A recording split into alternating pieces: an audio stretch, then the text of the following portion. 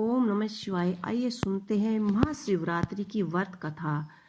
अब की बार 2024 में हिंदू धर्म में हर महीने में शिवरात्रि का पर्व होता है, जिसे मासिक शिवरात्रि भी कहा जाता है। वर्ष में एक बार ही यह महाशिवरात्रि का त्यौहार मनाया जाता है। इस वर्ष यह पावन पर्व 8 मार्च दिन शुक्रवार को मनाया जाएगा। एक बार सूत जी महाराज भ्रमण करते हुए वहां पहुंचे और जहां शौकीन ऋषि सहित हजारों ऋषियां उपस्थित थे। ऋषियों ने उनसे महाशिवरात्रि की बारे में प्रश्न किया। उन्होंने उसकी कथा और महात्म सुनने के बारे में कहा। तो आइए सुनते हैं कथा। एक बार पार्वती ने भगवान शंकर जी से पूछा कि ऐसा कौन सा श्रेष्ठ तथा सरल व्रत पूजन है जिससे मृत्यु लोक के प्राणी उस आपकी कृपा सहज ही प्राप्त कर लेते हैं। उत्तर में शिव जी ने पार्वती जी को शिवरात्रि के व्रत के विधान बताकर यह कथा सुनाई। एक गांव में एक शिकारी रहता था। पशुओं की हत्या करके वह अपनी कुटुंब को पालता था। वह एक साहूकार का ऋणी था, लेकिन उसका ऋण समय पर नहीं चुका सका। क्रोधवश साहूकार ने शिकारी को शिव मठ में बंदी बना लिया। संयोग से उस दिन महाशिवरात्रि थी। शिकारी धन्य मार्ग होकर शिव संबंधित धार्मिक बातें सुन रहा था। चतुर्दशी को उसे महाशिवरात्रि की कथा भी सुनी। संध्या होते ही साहूकार ने उसे अपने पास बुला लिया और ऋण चुकाने के विषय की बात की। शिकारी अगले दिन सारा अपनी दिनचर्या की भांति वह जंगल में शिकार के लिए निकला, लेकिन दिन भर बंद गृह में रहने के कारण भूख प्यास से व्याकुल था। शिकारी करने के लिए वह एक तालाब के किनारे बेल वृक्ष के पर तड़ाव बना लिया। बेल वृक्ष के बीच शिवलिंग था जो बेलपत्र से ढका हुआ था। शिकारी को उसका पता न चला। पड़ाव बनाते समय उसने जो टहनियाँ तोड़ी वह संयोगवश से शिवलिंग पर जा गिरी। इसी प्रकार दिन भर भूखे प्यासे शिवकारी पर व्रत भी हो गया और शिवलिंग पर बेलपत्र भी चढ़ गए। एक पहर रात्रि बीत जाने पर एक गंभीर मर्ग तालाब पर पानी पीने के लिए पहुंचा।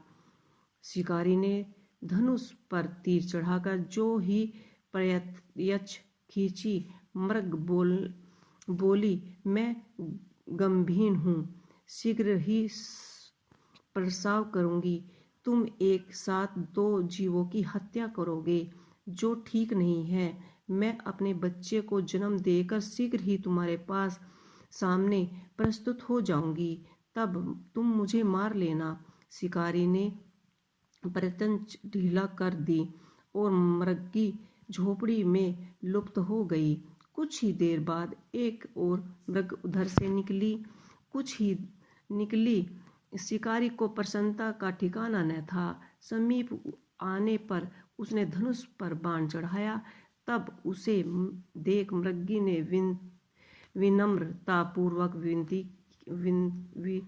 निवेदन किया कि हे पराधी, मैं थोड़ी देर पहले ही ऋषि से निवृत्त हुआ हूँ। कामतुर विरहाणी हूँ। अपने प्रिय ही खोज में भटक रही हूँ। मैं अपने पति से मिलकर शीघ्र ही तुम्हारे पास आ जाऊंगी। शिकारी ने उसे भी जाने दिया। 2 बार शिकार को खोकर उसका माथा ठिनक गया।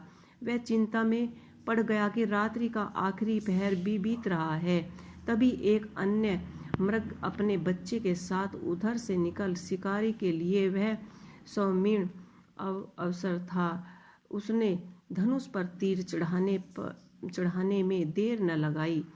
वह तीर छोड़ने ही वाला था कि मृगी बोली कि हे अपराधी, मैं इस बच्चे को पिता के हवाले कर लौट जाऊंगी। इस समय मुझे मत मारो। शिकारी हंसा और बोला, सामने आई शिकारी को कैसे छोड़ दूं? मैं ऐसा मूर्ख नहीं ही। इससे पहले मैं 2 बार अपना शिकार खो चुका हूँ। मेरी बच्चे भूखे प्यासे तड़प रहे हैं। उत्तर में मृगी ने फिर कहा, जैसे तुम्हें अपने बच्चों की ममता सता रही है, ठीक वैसे ही मुझे भी इसलिए सिर्फ बच्चों के नाम पर मैं थोड़ी देर के लिए जीवनदान मांगती हूँ। हे अपराधी, मेरी विश्वास में इन्हें इनके पिता के पास छोड़कर तुरंत आप तुम्हारे पास लौटने की प्रतिज्ञा करती हूँ। मृगी का दीन शब्द सुनकर शिकारी को उस पर भी दया आ गई। उसने उस मृगी को भी जाने दिया। शिकारी के अभाव में बेल वृक्ष पर बैठा शिकारी बेल पत्र तोड़ तोड़ कर नीचे फेंकता जा रहा था। पो फटने को हुआ तो एक हष्ट पुष्ट मृगी उसकी उसी रास्ते पर आई और शिकारी ने सोच लिया कि इसका तो शिकार अवश्य ही करेंगे। शिकारी की तनी प्रत्यंचा देखकर मृगी विनती स्वर में बोला कि हे अपराधी भाई, यदि तुमने मुझसे पूर्व आने वाले 3 मृगियों तथा छोटे छोटे बच्चों को मार डाला है तो मुझे भी मारने में विलंब न करो, ताकि उसके वियोग में मुझे एक क्षण भर भी दुख सहना ना पड़े। मैं उन्हें मृगियों का पति हूँ। यदि तुमने उन्हें जीवन दान दिया है तो मुझे भी क्षण भर के लिए जीवन दान दे दीजिए। कृपया करके मैं उनसे मिलकर तुम्हारे सामने उपस्थित हो जाऊंगा।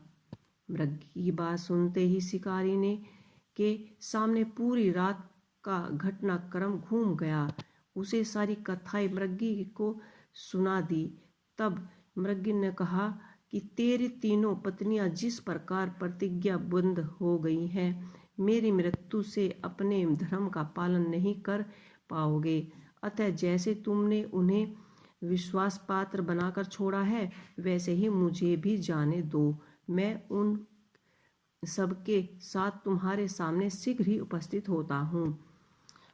उपवास, रात्रि जागरण तथा शिवलिंग पर बेलपत्र चढ़ाने से शिकारी का हिंसक हृदय निर्मल हो जाता है।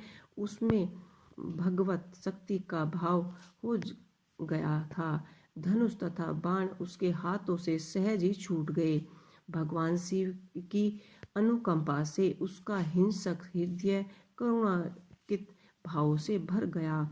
वह अपने अतीत के कर्म को याद करके पश्चाताप की ज्वाला में जलने लगा। थोड़ी ही देर बाद जब मृगी सपरिवार शिकारी के सामने उपस्थित हो गए ताकि वह उनका शिकार कर सके, किंतु जंगली पशुओं की ऐसी सत्यता, सात्विकता एवं सामूहिकता प्रेम भाव देखकर शिकारी को बड़ा ही गलनी हुई और उसके नेत्रों से आंसुओं की झड़ी लग गई। उस मृगी के परिवार को न मारकर शिकारी ने अपने कठोर हृदय को जीव हिंसा से हटा सदा के लिए कोमल एवं दयालु बना लिया। देवलोक के समस्त देव समाज में भी इस घटना को देख रहे थे। घटना की परिगणना होते ही देव देवताओं ने पुष्प वर्षा की। वह शिकारी तथा मृग परिवार मोक्ष को प्राप्त हुआ। तो दोस्तों, ये थी महाशिवरात्रि की एक पौराणिक कथा। आपको ये कथा कैसी लगी हमें कमेंट बॉक्स में लिख के अवश्य ही बताइएगा। इसी के साथ कथा को यहीं समाप्त करते हैं। ओम नमः शिवाय।